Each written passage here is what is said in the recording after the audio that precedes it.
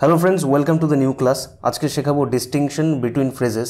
এরকম কিছু pair of phrases আছে যেগুলো মধ্যে খুব সাটল কিছু ডিফারেন্স থাকে। হতে পারে কোনো আর্টিকেল বা প্রেপোজিশনের ডিফারেন্স, বা একটা ফ্রেজ একটু ইনভার্সন করে দেওয়া হলো। এক্ষেত্রে দুটো ফ্রেজের মিনিং কিন্তু পাল্টে যায় এবং সেন্টেন্সে অ্যাপ্লিকেশন এর ক্ষেত্রে কিন্তু দুটো আলাদা মিনিংয়ের ক্ষেত্রে হয়। এরকম কিছু ফ্রেজ নিয়ে ডিসকাস করব যেগুলো খুব পরিচিত, তোমরা যেখানে সেখানে সেই সেন্টেন্সগুলো সেই ফ্রেজগুলো দেখতে পারো। আজকে সেইগুলো কিভাবে ইউজ করবে এবং তার মিনিং কী হবে সেটা দেখাবো। দেখো তাহলে প্রথম ফ্রেজ হচ্ছে অ্যাট প্লে। অ্যাট প্লে কথাটার অর্থ হচ্ছে খেলরত, অর্থাৎ কেউ খেলছে, এরকম ক্ষেত্রে ইউজ করা হয়। এবং ইন প্লে মানে হচ্ছে খেলার চলে, মানে নট সিরিয়াসলি। দেখো অ্যাপ্লিকেশন কীরকম হয়, দেখো ছেলেগুলো খেলছে, সেক্ষেত্রে বলতে পারি দ্য বয়েজ আর প্লেয়িং, অথবা বলতে পারি the boys are at play. সেক্ষেত্রে ছেলেগুলো খেলমান রয়েছে বা খেলরত অবস্থায় রয়েছে সেটা বলা যায়। আবার যদি এরকম বলি, দেখো এটা একটু ডিফারেন্ট। ভোটের ফলাফল নিয়ে এখনই কিছু ভবিষ্যৎবাণী করা যাচ্ছে না, অনেক ব্যাপার রয়েছে। অর্থাৎ অনেক ব্যাপার রয়েছে মানে অনেক এরকম ম্যাটার্স রয়েছে যেগুলো ফলাফলকে এফেক্ট করতে পারে, ইনফ্লুয়েন্স করতে পারে, প্রভাবিত করতে পারে। তো সেক্ষেত্রে দেখো অনেক ব্যাপার রয়েছে মানে অনেক ব্যাপার এখানে প্লে হচ্ছে, অনেক ব্যাপার কিন্তু ভেতর ভেতর খেলা হচ্ছে, যেটা ভোটের ফলাফল এদিক ওদিক করে দিতে পারে। সেক্ষেত্রে আমরা এট প্লে ইউজ করতে পারি। দেখো election result can't be predicted now, এখন প্রেডিক্ট করা যাবে না ইলেকশন রেজাল্ট। সেভারাল ইস্যুস মানে একাধিক ইস্যুস আর অ্যাট প্লে, একাধিক ইস্যু এখানে কিন্তু প্লে হচ্ছে ভেতর ভেতর, যেটা ফলাফলকে প্রভাবিত করতে পারে। এরকম ক্ষেত্রেও কিন্তু তোমরা অ্যাট প্লে কথাটাকে ইউজ করতে পারো। আমি মজা করছিলাম, আমি এটা খেলার ছলে বলেছিলাম, মানে নট সিরিয়াসলি বলিনি। তো দেখো আই ওয়াজ জোকিং, আমি মজা করছিলাম। I said this in play, আমি এটা খেলার ছলে বলেছিলাম। এটা নিয়ে কিছু মনে করো না, মানে নেভার মাইন্ড, সে নিশ্চয়ই মজার ছলে বলেছে, মানে সিরিয়াসলি বলেনি। তো don't take it to your heart, এটা তুমি নিয়ে কিছু মনে করো না। He must have said this in play, নিশ্চয়ই খেলার ছলে বসেছে। ইন ডিম্যান্ড, দেখো কোনো চাহিদা, সেক্ষেত্রে কোনো বিষয়ের কোনো বস্তুর চাহিদা রয়েছে, সেক্ষেত্রে ইন ডিম্যান্ড কথাটা ইউজ করা যায়। অন ডিম্যান্ড অর্থাৎ চাহিদা মাত্র, চাওয়া মাত্র, সেক্ষেত্রে ইউজ করা যায়। দেখো কীভাবে ইউজ করা যায়। 5G মোবাইল ফোনের অনেক চাহিদা রয়েছে, তাহলে 5G mobile phones are in huge demand. তো ইন ডিম্যান্ড এর মাঝখানে কোনো এইভাবে তুমি ওয়ার্ড এখানে পুট করতেই পারো। শীতকালে সোয়েটারের প্রচুর চাহিদা থাকে, sweaters are in great demand in winter, প্রচুর চাহিদা অর্থে ইউজ করা যায়। প্যাসেঞ্জারদের চাওয়া মাত্রই টিকিট দেখাতে হয়, অর্থাৎ ডিম্যান্ড করা মাত্রই টিকিট তাদেরকে দেখাতে হয়। তাহলে passengers have to show there tickets on demand. Company শ্রমিকদের দাবি করা মাত্রই বোনাস ঘোষণা করে দিল, মানে শ্রমিকরা দাবি করেছিল এবং সেই খুব বেশি সময় নেয়নি, খুব তড়িঘড়ি তার পরপরই বোনাস তাদের জন্য ঘোষণা করে দেওয়া হয়েছিল। তাহলে the company issued bonus on demand of the workers. On behalf of, কারো তরফ থেকে, কারো প্রতিনিধি হিসাবে, এই ক্ষেত্রে অন বিহাফ অফ কথাটাকে ইউজ করা যায়। এবং ইন বিহাফ অফ কারো স্বার্থে বা কোনো কিছুর ফেভারে, কোনো কিছু ফরে, এরকম ক্ষেত্রে ইউজ করা যায় ইন বিহাফ অফ। রাজ্য সরকারের তরফ থেকে অর্থমন্ত্রী এসেছিলেন প্রধানমন্ত্রীকে এয়ারপোর্টে স্বাগত জানাতে। On behalf of the state government the finance minister of the state came to receive the prime minister. তো on behalf of the state government মানে স্টেট গভর্নমেন্টের তরফ থেকে, স্টেট গভর্নমেন্টের রিপ্রেজেন্টেটিভ হিসেবে, প্রতিনিধি হিসাবে ফিনান্স মিনিস্টার, অর্থমন্ত্রী নিয়ে এসেছিলেন প্রাইম মিনিস্টারকে রিসিভ করতে এয়ারপোর্টে বা কোথাও। আমার পরিবারের হয়ে আমি সবাই যাব, মানে আমার পরিবারের প্রতিনিধি হয়ে তাদের তরফ থেকে আমি সবাই যাব। তো I shall attend the meeting, আমি মিটিংটা অ্যাটেন্ড করবো on behalf of my family, আমার ফ্যামিলির তরফ থেকে আমি সেখানে যাব, সেখানে আমার ফ্যামিলির প্রতিনিধিত্ব করব। আমরা তাকে পাঠিয়েছিলাম আমাদের স্বার্থের জন্য, মানে আমাদের ফেভারে, আমাদের স্বার্থের কথাটা মাথায় রেখে কথা বলতে। তাহলে we sent him to speak in behalf of us. দেখো ইন বিহাফ অফ আস মানে আমাদের ফেভারে, মানে আমাদের স্বার্থের জন্য, আমাদের স্বার্থের কথা মাথায় রেখে সেই উদ্দেশ্যে কথা বলতে। তারা সবসময় তাদের প্রতিষ্ঠানের লাভের দিকটা ভেবে কথা বলে, মানে প্রতিষ্ঠানের লাভের দিকটা নজরে রেখে তার সেই উদ্দেশ্যেই কথা বলে। তো দে অলওয়েজ স্পিক, তারা সবসময় কথা বলে in behalf of their organisation, তাদের অর্গানাইজেশনের ইন বিহাফে, মানে তাদের প্রতিষ্ঠানের লাভের দিকটা মাথায় রেখে সেই উদ্দেশ্যে স্বার্থের কথা ভেবেই তারা সবসময় কথা বলে। ইন দ্য ওয়ে, দেখো কোনো বাধা সেন্সে, কোনো কাজে তুমি অগ্রসর হচ্ছ বা কেউ কোথাও যাচ্ছ, সেক্ষেত্রে বাধাস্বরূপ সামনে কিছু চলে এলো বা কোনো সমস্যা চলে এলো, বা রাস্তা দিয়ে যাচ্ছ, বৃষ্টি চলে এলো বাধাস্বরূপ, সেক্ষেত্রে ইন দ্য ওয়ে কথাটা ইউজ করা যায়। এবং অন দ্য ওয়ে হচ্ছে গমনরত, মানে আমি আসছি, অন দ্য ওয়ে মানে আমি রাস্তা দিয়ে রয়েছি, আমি আসছি। দেখো এরকম ক্ষেত্রে, দেখো আমাদের ব্যবসা ভালোই চলছিল, মাঝে কোভিড চলে এলো, তো আমাদের ক্ষতির সম্মুখীন হওয়া শুরু হলো, মানে ইন দ্য ওয়ে কোভিড চলে এলো। আমরা ব্যবসা ভালোই চলছিল, এগোচ্ছিলাম, বেশ একটা ভালো ক্যাপিটাল গেইন করবো, দেখা যাচ্ছে মিড ক্যাপ থেকে খুব লার্জ ক্যাপ কোম্পানি হওয়ার দিকে চলছিলাম। তো সেক্ষেত্রে মাঝখানে কোভিড চলে এলো, সেটা বাধাস্বরূপ আমাদের সামনে দাঁড়িয়ে গেল। Hour business was running well, ব্যবসা ভালোই চলছিল। দেন তখন Covid came in the way, মাঝখানে হুট করে এখানে কোভিড চলে এলো and we started facing losses, তারপরে আমরা লস ফেস করা স্টার্ট করলাম। মানে কোভিড এখানে বাধা স্বরূপ এখানে কাজ করছে, আমাদের অগ্রগতির পথে বাধা। আমাদের সম্পর্ক বিবাহের দিকে এগোচ্ছিল, কিন্তু একটা নতুন সমস্যা হঠাৎ করে এসে হাজির হলো, মানে বাধা স্বরূপ।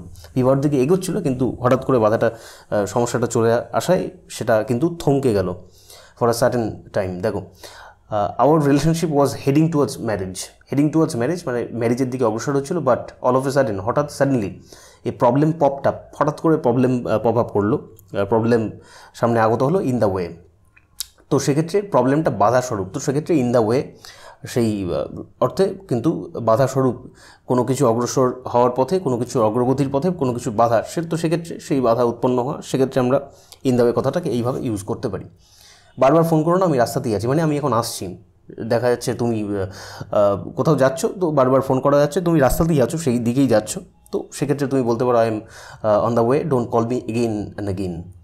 কাল জিনিসটা তোমার কাছে পৌঁছাবে, এখন সেটা আসছে, এটা এখন আসছে, মানে দেখা যাচ্ছে এটা ওখান থেকে শিপিং হয়ে গেছে, এটা এখন 5 রাস্তাতেই আছে, কাল তোমার কাছে ডেলিভারি হয়ে যাবে। The product will be delivered tomorrow, it's on the way.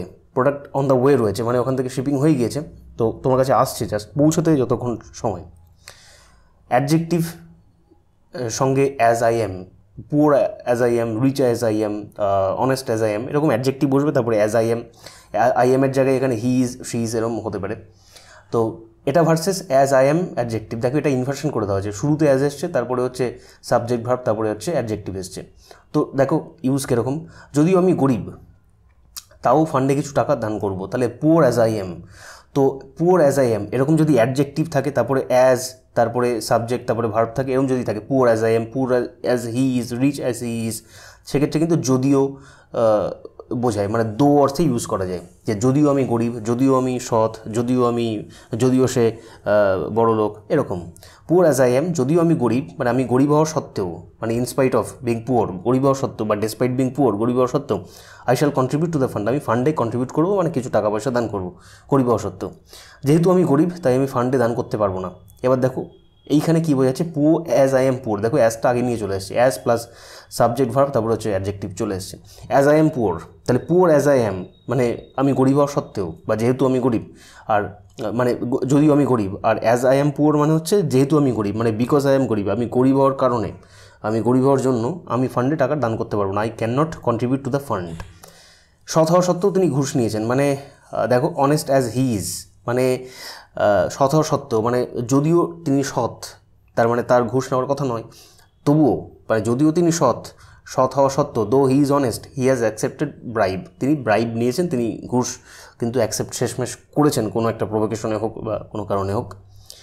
যেহেতু তিনি সৎ তাই প্ররোচনায় পা দেননি, তার মানে তিনি সৎ হওয়ার কারণে তিনি প্ররোচনায় পা দেননি, তাহলে বিকজ হি ইজ অনেস্ট অথবা as he is honest he has not responded to the provocation, তিনি প্রভোকেশনে পা দেননি। তাহলে poor as I am poor, honest as he is honest. তো এইগুলোর ব্যবহার তোমরা বুঝতে পারলে যে সেন্টেন্স, যে ফ্রেজটা একটুখানি ইনভার্সন করে দিলে কিন্তু মানে কিন্তু চেঞ্জ হয়ে যাচ্ছে, ঠিক আছে। অনেস্ট অ্যাজ হি ইজ মানে দো হি ইজ অনেস্ট, যদিও তিনি সৎ, বা ইনস্পাইট অফ বিং অনেস্ট, তিনি সৎ হওয়া সত্ত্বেও, বা অ্যাজ হি ইজ অনেস্ট, যে মানে বিকজ হি ইজ অনেস্ট, বা এইরকম আর কি, যে তিনি অনেস্ট হওয়ার কারণে তিনি প্ররোচনায় পা দেননি। টেক কেয়ার মানে হচ্ছে কোনো কিছু এয়ার্ড হওয়া, মানে কোনো কিছু প্রচারিত হওয়া, টিভিতে হোক, রেডিও, মানে ব্রডকাস্টেড হওয়া। আর টেক দি এয়ার মানে হচ্ছে বায়ু সেবন করা, সকালে মর্নিং ওয়াকে বেরিয়ে বা ইভিনিং ওয়াকে বেরিয়ে সন্ধ্যেবেলায়। রোজ সকালে স্বচ্ছ বাতাস সেবন করা শরীরের পক্ষে ভালো। দেখো জেরান্ড আছে, taking the fresh air every morning, প্রত্যেকদিন সকালে ফ্রেশ এয়ার গ্রহণ করা ইজ গুড ফর হেলথ, সেটা হচ্ছে হেলথের জন্য ভালো। অনুষ্ঠানটি প্রচারিত হয়ে গেছে, মানে ব্রডকাস্টেড হয়ে গেছে, তাহলে the programme has taken air বা হ্যাজ ব্রডকাস্টেড অলরেডি, সেটাও কিন্তু ব্রডকাস্টেড হয়ে গেছে, প্রচারিত হয়ে গেছে। In an hour versus within an hour, দেখো আমি 1 ঘন্টা পর আসছি, ইন অ্যান আওয়ার বলতে মানে 1 ঘন্টা পর আসছি, মানে I am coming in an hour, মানে আমি 1 ঘন্টা পর আসছি, এখন 9টা বাজে, তার মানে আমি 10টার দিকে আসছি। আর যদি এরকম বলা হয় যে I am coming within an hour, তার মানে আমি 1 ঘন্টার মধ্যেই আসছি, মানে এখন 9টা বাজে, আমি হতে পারে যে 9:30 আসছি, বা 9:45 বা 9:50 আসছি, মানে 1 ঘন্টা ক্রস হবে না, মানে 10টা বাজবে না। বা সেক্ষেত্রে আমি বলতে পারি যে আমি 2 ঘন্টা পর আসছি, মানে I am coming in 2 hours, আমি 2 ঘন্টা পর আসছি, 9টা বাজে 11টার দিকে আসছি। I am coming within 2 hours, আমি 2 ঘন্টার মধ্যেই আসছি, মানে 9টা বাজে 11টা হবে না, 11টার আগেই পৌঁছাবো, 10টা, 10:30, 11:15, এরকম আমি 1 ঘন্টা সময়ের মধ্যে বা 2 ঘন্টা সময়ের মধ্যেই আসবো, তো সেক্ষেত্রে উইদিন অ্যান আওয়ার, আর 1 ঘন্টা পরে আসবো বা 2 ঘন্টা পরে আসবো, 9টা বাজে 10টার দিকে আসছি, so I am coming in an hour. এরকম ক্ষেত্রে তোমরা কিন্তু এটাকে ইউজ করতে পারো এইভাবে। Tomorrow versus on the morrow. Tomorrow মানে সবাই জানে যে আগামীকাল, এটা আগামীকাল আমি এটা করব, so I shall do it tomorrow. দেখো অন দ্য মোরো কীভাবে ইউজ করা হয়, সে এটা শেষ করেছিল বৃহস্পতিবার এবং জমা দিয়েছিল তার পরের দিন, মানে শুক্রবার জমা দিয়েছিল। তো আমরা এইভাবে বলতে পারতাম সে এটা শেষ করেছিল বৃহস্পতিবার এবং জমা দিয়েছিল শুক্রবার। তো সেক্ষেত্রে কোন শুক্রবার জমা দিয়েছিল, যেই বৃহস্পতিবারটা কাজটা শেষ করেছিল তার পরের দিন শুক্রবারে জমা দিয়েছিল নাকি তার পরের সপ্তাহে শুক্রবারে, এটাই কিন্তু একটা অ্যাম্বিগুইটি চলে আসছে। তো সেক্ষেত্রে সেটা অ্যাম্বিগুইটি দূর করার জন্য তুমি অন দ্য মোরো ফ্রেজটা ইউজ করতে পারো এইভাবে, যে হি ফিনিশড ইট অন থার্সডে, তিনি এটা বৃহস্পতিবার শেষ করেছিলেন, অ্যান্ড সাবমিটেড ইট, এবং এটা জমা দিয়েছিলেন অন দ্য মোরো, ঠিক তার পরের দিন, মানে ঠিক তার পরের দিন যে শুক্রবারটা ছিল সেই শুক্রবারে। এইভাবে he finished it on Thursday, he finished it on Sunday and submitted it on the morrow. তিনি এটা সানডে কমপ্লিট করেছিলেন কিন্তু জমা দিয়েছিলেন ঠিক তার পরের দিন অন দ্য মোরো, মানে Monday. Go to the market and go to market. দেখো গো টু মার্কেট হচ্ছে এমনি বাজারে যাওয়া, যে কোনো মার্কেটে, যে আমি গোয়িং টু মার্কেট, বাজারে যাচ্ছি, মানে কোনো শপিং করতে যাচ্ছি বাজারে, জেনারেলি মানুষ যেভাবে বাজারে যায়।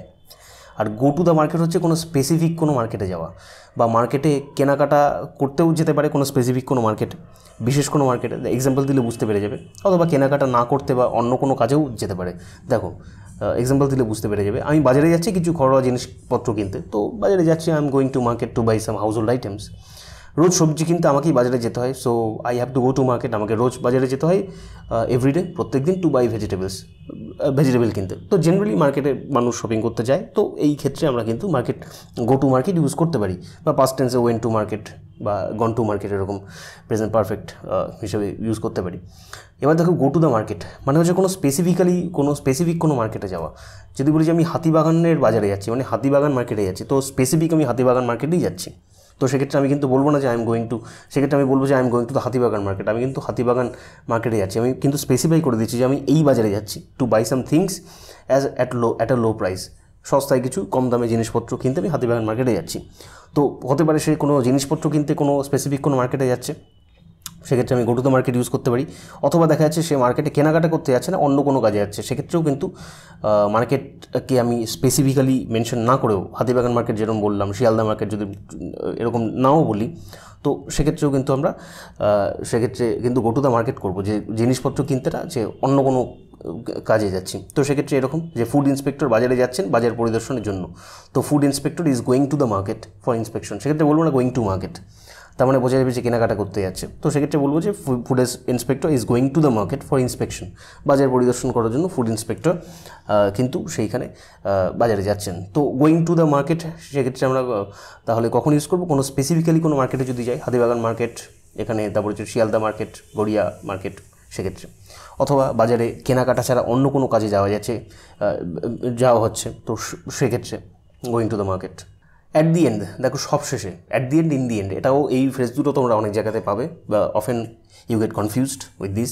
দেখো অ্যাট দি এন্ড মানে হচ্ছে সব শেষে, মানে হচ্ছে একেবারে সব শেষে, মানে সব কিছুর শেষে যেটা আসবে, এবং ইন দি এন্ড মানে হচ্ছে ফাইনালি, শেষ পর্যন্ত। দেখো অ্যাট লাস্ট, দেখো তিনি সব শেষে তার বক্তব্য রেখেছিলেন, মানে সবাই এক এক করে বক্তব্য রেখেছিলেন বা অনুষ্ঠানটা এগিয়েছে, এবং সব শেষে একদম অ্যাট দি এন্ড, একদম শেষে, মানে একটা মালার শেষ ফুলটা এরকম, তিনি সবশেষে তার বক্তব্য রেখেছিলেন, সেক্ষেত্রে আমরা অ্যাট দি এন্ড ইউজ করবো। তো হি ডেলিভার্ড হিজ স্পিচ, তিনি তার বক্তব্য রেখেছিলেন অ্যাট দি এন্ড, একদম সবার শেষে, তুমি সবাই বলেছি, তারপরে তিনি বলেছেন একদম সবার শেষে।